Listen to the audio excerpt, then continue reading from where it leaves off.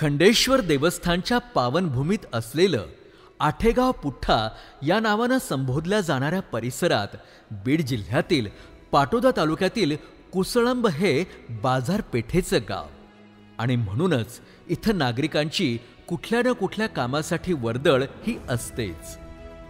या परिसरातील शेतकरी शेतमजूर हे कष्ट करून गुण्या गोविंदानं राहतात। मनुष्य जीवन म्हटलं की आरोग्याचा प्रश्न हा आलाच।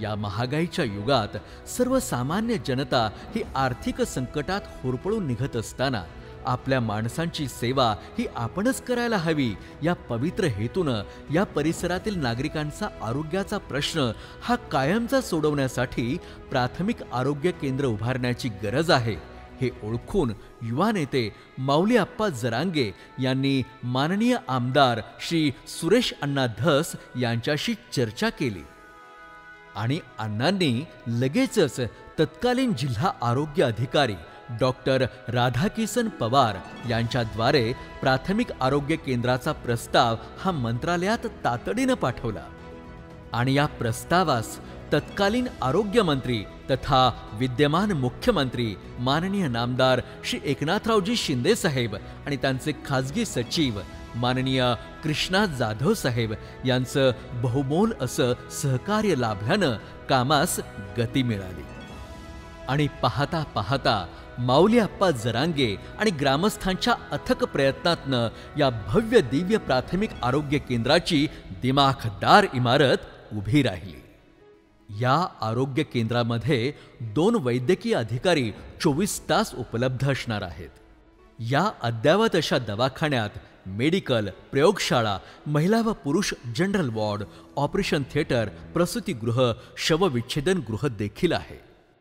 इतकंच नव्हे तर या ठिकाणी मीटिंग हॉल आहे, नातेवाईकांसाठी प्रशस्त अशी मोकळी जागा आहे आणि पिण्याचं शुद्ध पाणी देखील इथं उपलब्ध आहे। इतकंच नव्हे तर अधिकाऱ्यांच्या निवासाकरिता प्रशस्त अशी 2 निवासस्थानं देखील बांधण्यात आलेली आहेत। याशिवाय कर्मचाऱ्यांकरिता दिमाखदार अशा 12 सदनिका आहेत। रुग्णांचं मन आनंदी आणि प्रसन्न राहावं याकरिता दवाखान्याच्या परिसरात सुशोभित असं गार्डन तयार करण्यात आलेलं आहे।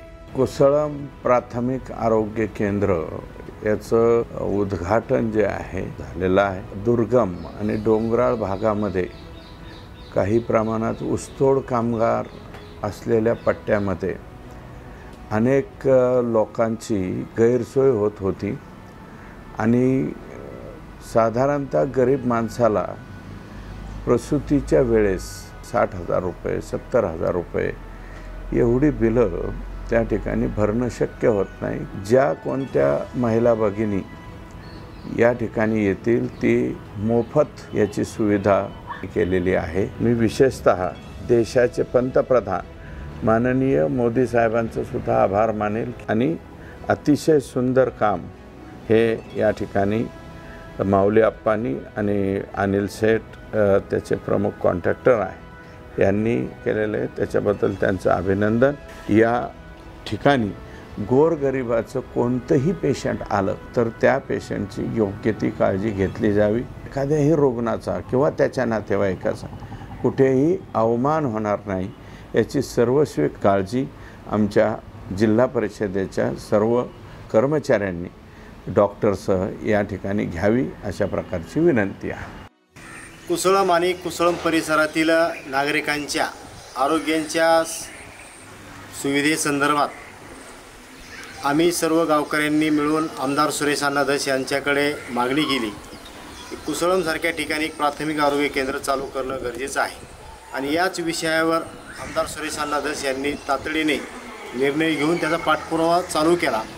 पाठपुरावा करत असताना त्यामध्ये तांत्रिक अडचणी काही येऊ लागल्या आणि त्या तांत्रिक अडचणीच्या बाबतीमध्ये आमदार धस साहेबांनी यामध्ये पूर्ण लक्ष देऊन तोही प्रश्न मार्गी लावला आणि तत्कालीन आमचे आरोग्य अधिकारी डॉक्टर पवारसाहेब हे त्यावेळेस जिल्हा आरोग्य अधिकारी होते, त्यांना तातडीने प्रस्ताव तयार करायला सांगून तो प्रस्ताव मुंबईला पाठवला आणि या प्रस्तावाला विशेष बाब म्हणून आमदार धस साहेबांनी मंजुरी घेतली।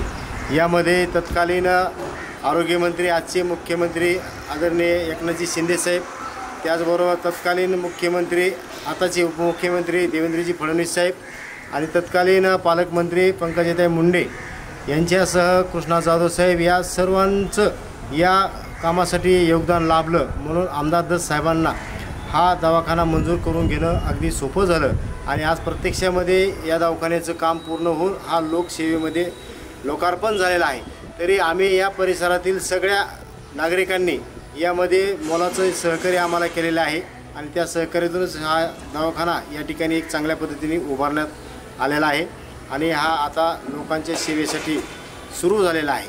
तरी या प्रसंगी आम्ही एवढंच सांगू इच्छितो की जिल्हा परिषदमधील जेवढे कर्मचारी आहेत, जेवढे आरोग्य विभागाचे कर्मचारी आहेत, त्या सगळ्यांना आमची विनंती असणार आहे आणि आम्ही त्या ठिकाणी लक्ष देऊ. येणाऱ्या प्रत्येक रुग्णांना या ठिकाणी चांगली सेवा कशी भेटेल या बाबतीमध्ये आमचं सगळ्यांचं त्या ठिकाणी लक्ष असेल आणि हा जनतेसाठी खुला झालेला आहे.